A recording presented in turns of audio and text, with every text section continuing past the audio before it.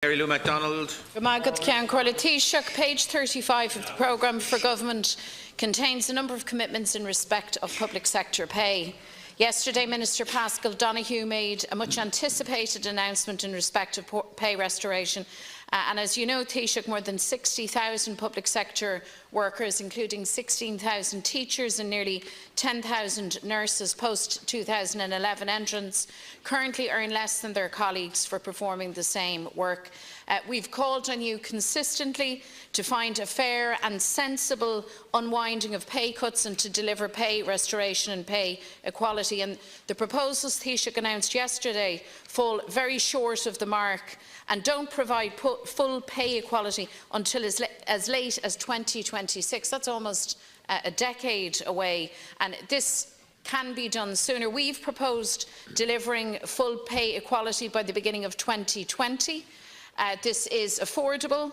It would see all post-2011 entrants receiving an initial pay increase at the beginning of 2019 with full pay equality by 2020, as I say. So, do you agree, Taoiseach, that Minister Donoghue should go back to the drawing board in this regard? Deputy, the proposal which was published yesterday was a negotiated proposal. There was one negotiated between Minister Donoghue, his department, and the Irish Congress of Trade Unions. It's been welcomed by some unions, like SIP2 and Forza, for example.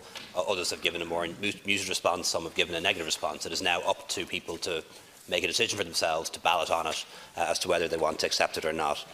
To bring about equal pay scales in one go would cost €200 million.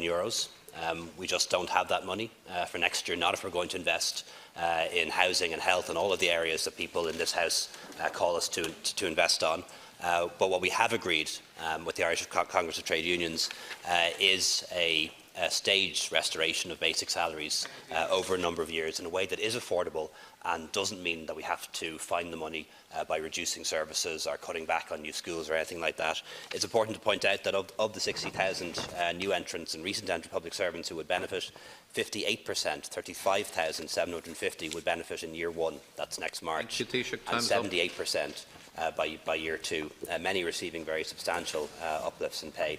But ultimately, if it is agreed, we will be able to accommodate in the budget, but something that costs a lot more, as the Deputy is proposing, we just wouldn't be able to without impacting on other spending areas, particularly health and housing, and I don't think that would be right. Deputy